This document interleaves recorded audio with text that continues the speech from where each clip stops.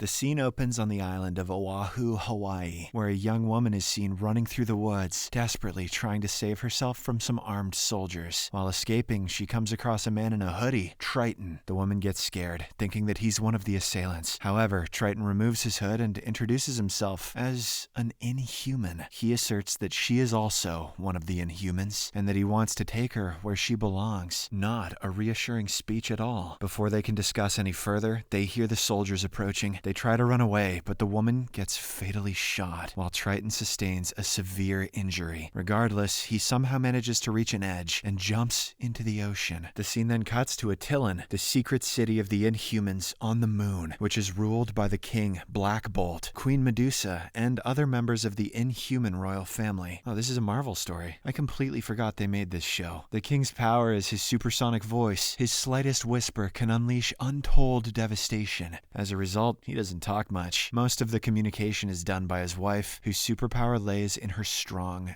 hair. On the moon's surface, a rover sent by humans is seen analyzing the surroundings when it suddenly stumbles upon Attilan's invisible wall before going static. The operators on Earth are perplexed to witness this, as they're unable to comprehend what just happened. Back in Attilan, the Inhuman royal family gather for a Terrigenesis ceremony. Before the process begins, a hoof-legged royal guard, Gorgon, shows up with the Earth's rover. All the other royal members express their concern about the humans discovering their hidden city. Black Bolt's brother, Maximus, even suggests that they attack the Earth and capture it, claiming that it's their real home. However, Black Bolt doesn't want war, so he calms everyone down. Following this, the family members begin the ceremony, where two young Inhuman citizens, Iridia and Bronaja, are exposed to Terrigen mist to reveal their abilities. Upon undergoing the procedure, Iridia receives the ability of flight, while Bronaja doesn't find any change in him. As a result, he believes that he doesn't have any abilities. Maximus goes to console him and pats his shoulder.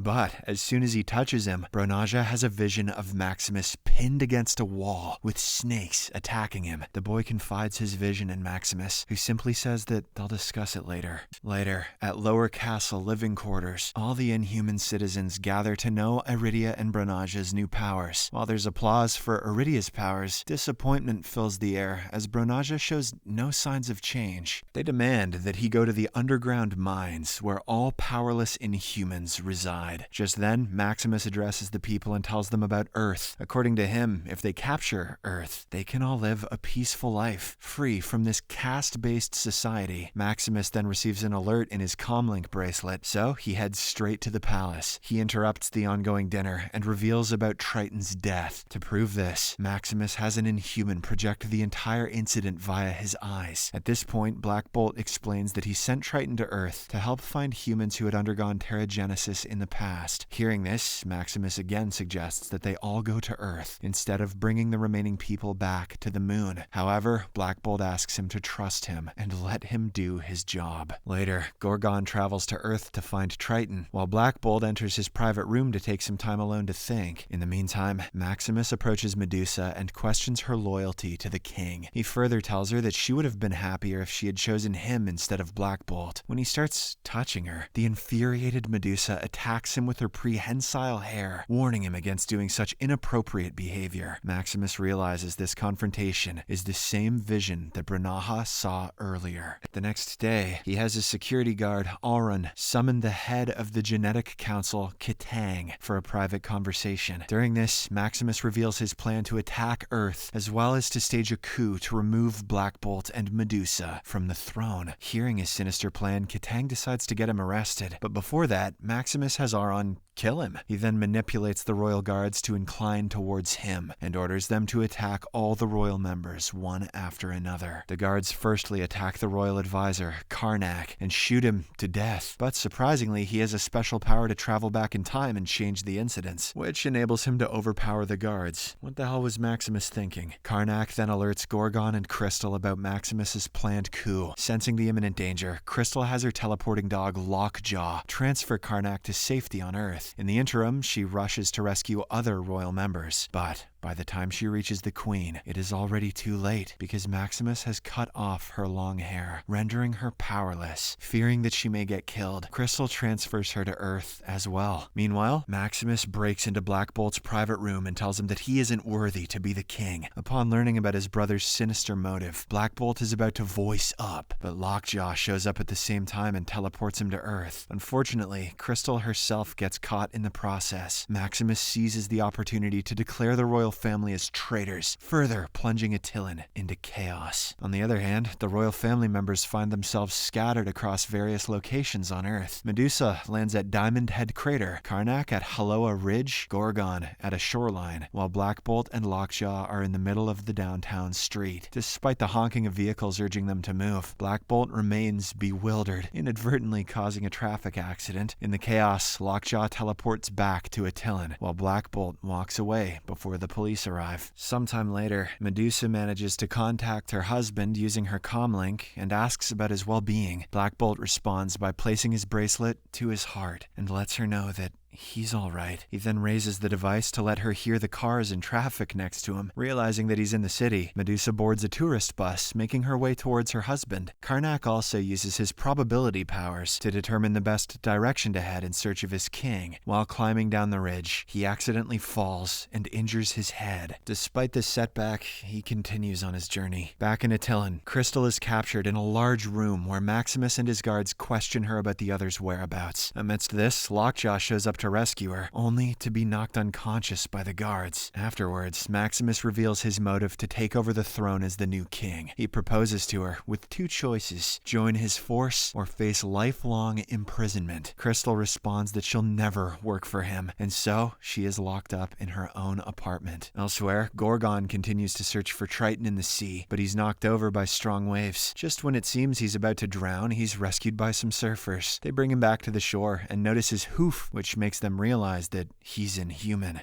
Gorgon then shares his situation with them, and they suggest that he reveal his location and divert Maximus's attention towards him. Heeding to their advice, Gorgon contacts Maximus and challenges him to a fight. Meanwhile, at the Callisto Aerospace Control Center in California, a flight director, Louise, investigates the missing rover. She eventually learns of 4 strange occurrences coming from the same area of the moon where the rover went missing. She tracks these to locations around Hawaii and decides to head there for further investigation.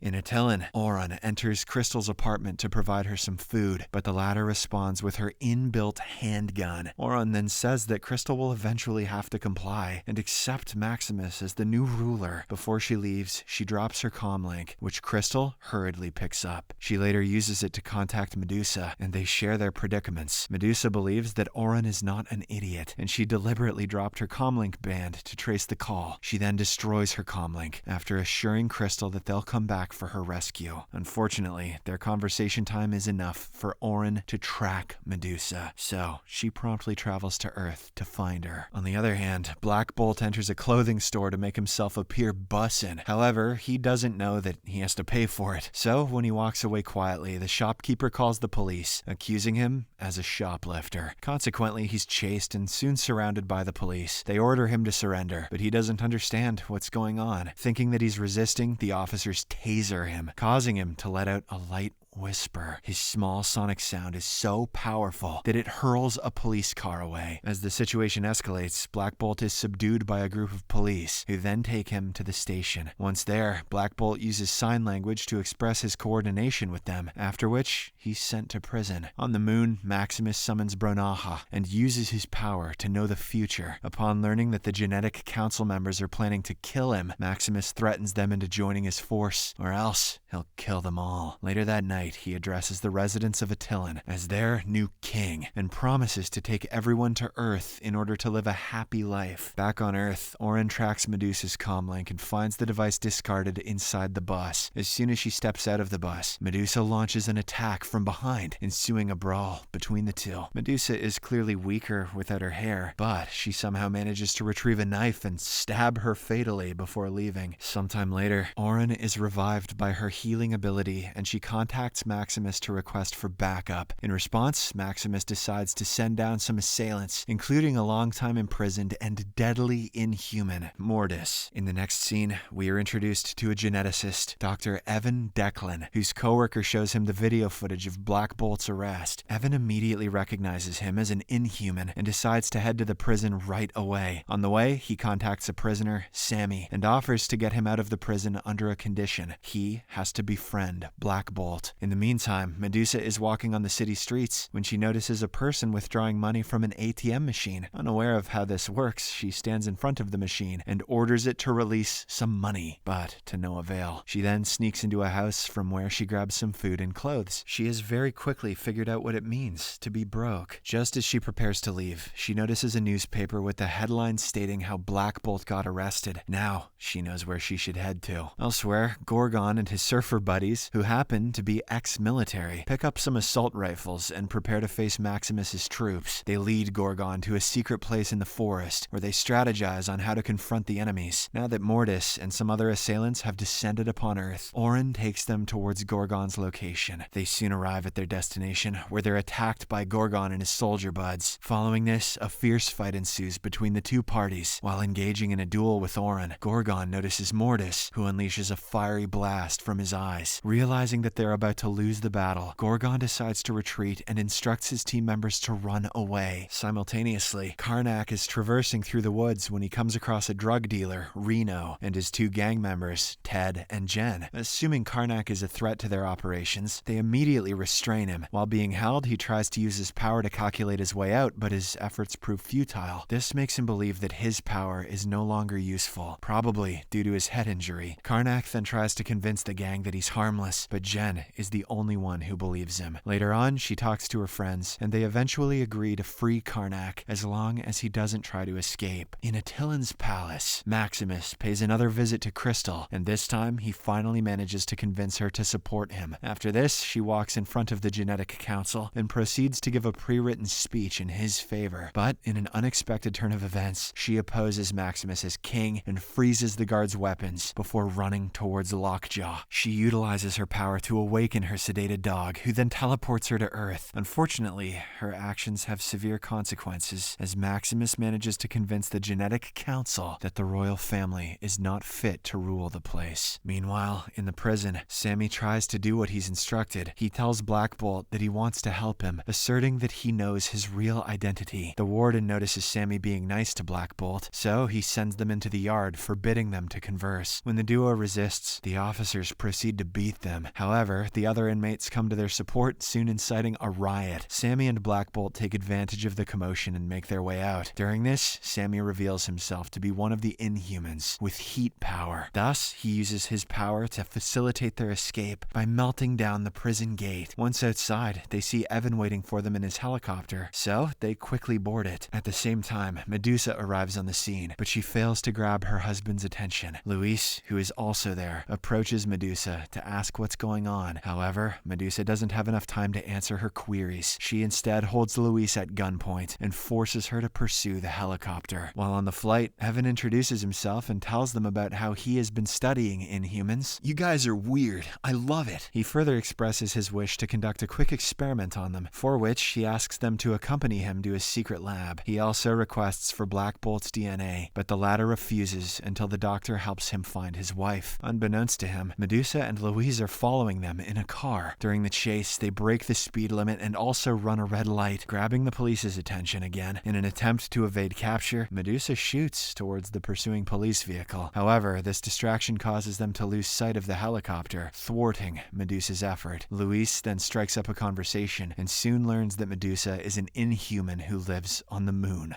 And she takes this news perfectly in stride. Upon learning her predicament, Louise decides to help her. The two then check into a motel, where Louise starts working on her laptop to locate the helicopter. But before they can divulge any information, the police track them down. As a result, they hurriedly flee the scene and head to a beach restaurant where they continue working. Upon arriving at the lab, Evan conducts a brief test and learns about Black Bolt's special genes and superpowers. He then walks out to secretly contact Maximus to inform him about Black Bolt's whereabouts. Here, it's revealed that the doctor has been working for him. Maximus orders him to kill Black Bolt, but Evan emphasizes the need to keep him alive in order to conduct further tests. Inside, Black Bolt notices one of the lab workers preparing an injection, raising his suspicion. He then secretly checks the injection, only to learn that it's poison. Sensing the imminent threat, Black Bolt and Sammy decide to flee the place. Back in Attilan, Maximus gathers all the genetic council members and shares his plan to undergo Terrigenesis again. The leader of the council, Tybor, warns that the repetition of the procedure might be fatal, but Maximus doesn't seem to care. He asks Tybor if he is loyal, to which the latter affirms. Following this, he takes him for a walk, while he has his guards execute the rest of the council members. Meanwhile, in the woods, Karnak uses his power to teach Jen how to cut and harvest marijuana in an efficient way. As their conversation unfolds, they start enjoying each other's company, quickly developing a bond. Sometime later, Jen leads Karnak to a beautiful beach, and they go for a swim together. While playing in the water, she kisses him, leaving him perplexed. Reno secretly watches this from a distance, which fills him with jealousy and rage. Luis and Medusa are finally able to pinpoint Black Bolt's location, and they rush towards it. Simultaneously, Black Bolt and Sammy exit the lab, but they're confronted by Orin and her gang. Black Bolt is shocked to see Mortis, who challenges him to a fight. But before the two can begin, Medusa and Louise show up and knock off the assailant with their car. As a consequence, Mortis accidentally releases a fiery laser beam that causes a huge explosion, rendering all the gang members unconscious. After this, Black Bolt and Medusa finally reunite, and they leave the scene with Louise before Mortis wakes up.